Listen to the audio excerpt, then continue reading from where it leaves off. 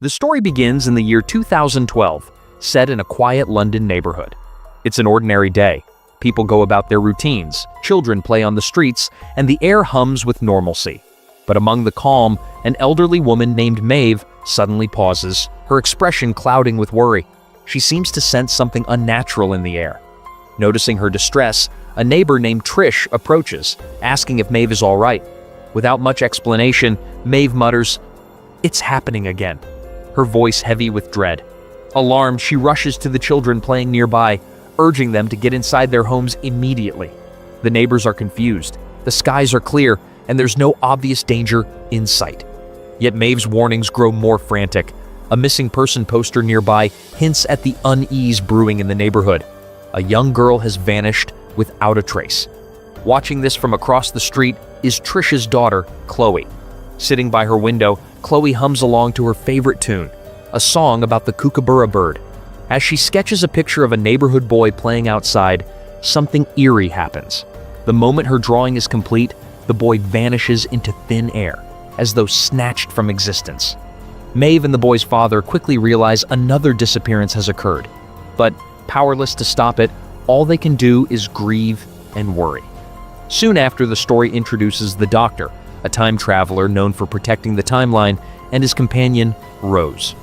The pair have arrived in this era to witness the 2012 London Olympics opening ceremony, traveling through a teleportation portal.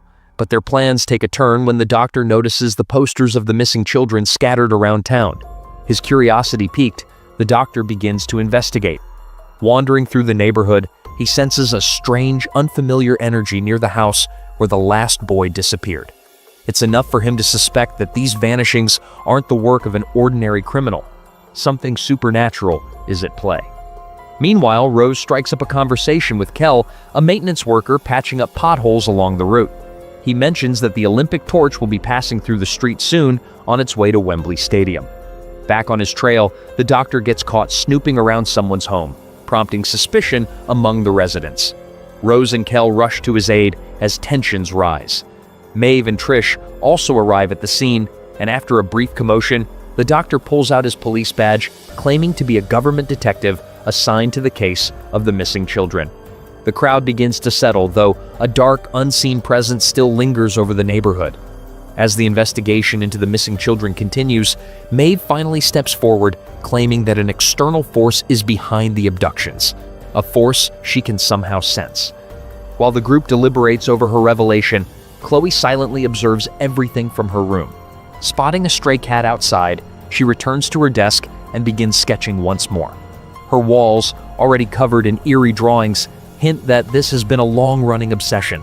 Not long after, her mother Trish enters, attempting to speak with her daughter, but Chloe's response is cold and sharp, insisting her mother leave because she's busy. Outside, the Doctor and Rose happen upon the same cat. They play with it briefly, but as Chloe finishes her sketch, something unsettling happens. The cat climbs into a small box and inexplicably vanishes before their eyes. Both of them are left speechless. Later, as Rose investigates a nearby house alone, a strange noise draws her attention. Despite her hesitation, she cautiously opens the door, only to be attacked by a bizarre, supernatural ball.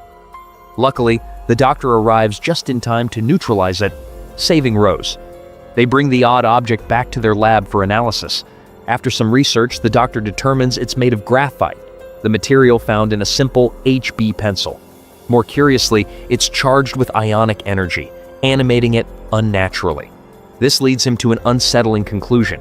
It's essentially a discarded pencil scribble brought to life. Rose speculates that whoever is creating these sketches holds the power to manifest or erase things from existence, and Chloe seems the obvious suspect given her reclusive and unsettling behavior. The next day, they head to Chloe's house, but Trish hesitates to let them in, claiming her daughter's preoccupied. The Doctor senses her fear and assures her he's there to help. Reluctantly, Trish relents. Inside, she explains that Chloe has changed over the past few months, shutting herself away and obsessively drawing. Trish reveals her husband died the previous year, a fact she confesses brings them peace given his abusive nature. While they talk, Rose excuses herself and sneaks upstairs. There, she watches Chloe leave her room and quickly hides. Once the coast is clear, Rose slips inside, stunned by the unsettling sketches plastered across the walls. From the closet, she hears an ominous whisper. Opening it, she's horrified to find a grotesque sketch speaking the words, "I'm coming." Meanwhile, the doctor tries to converse with Chloe downstairs, but she rebuffs him, claiming to be busy. At that moment, Rose's scream sends him rushing upstairs. He arrives just as the entity inside the closet tries to emerge and quickly shuts the door. Trish storms in, furious at their intrusion, but Chloe suddenly admits that the figure in the closet is a drawing of her father, conjured after a haunting dream. Shaken, Trish demands an explanation. The doctor and Rose reveal everything. Chloe's drawings are responsible for the disappearances, and she's unknowingly channeling a powerful force. Although the news leaves Trish staggered, part of her already suspected something wasn't right. Gathering in the kitchen, the doctor theorizes that Chloe's abusive father continues to torment her in her dreams, manifesting through her drawings. To uncover the truth, they return to Chloe's room, where the doctor uses a spell to put her into a trance. This allows him to speak directly to the entity possessing her. The presence identifies itself as an isolus, an alien being that travels space within a massive family unit. 2 months earlier, a solar flare separated it from its kind, sending it hurtling to Earth. Rose and Trish struggle to understand why it bonded with Chloe, but the doctor explains that the isolus feeds on family connection, and isolated from its own, it latched onto Chloe's loneliness and trauma. It was Chloe's emotional wounds and her yearning for connection that made her a perfect host. The isolus had also driven her to create a monstrous life-size sketch of her late father. Worse still, the doctor reveals the creature won't stop until it amasses a family of 4 billion, the size of its own species collective. Until then, it will continue abducting children, animals, and anything else it can, leaving them trapped in Chloe's drawings. Just then, the entity of Chloe's father trapped inside the closet starts furiously pounding on the door. At the same moment, Chloe suffers a severe panic attack as though her father's spirit is tormenting her from within. Time is running short, and in desperation, the doctor urges Trish to do something that might soothe her daughter. With no other idea, Trish begins softly singing the Kookaburra song, and, to everyone's relief, it works. The entity falls silent, and Chloe regains consciousness.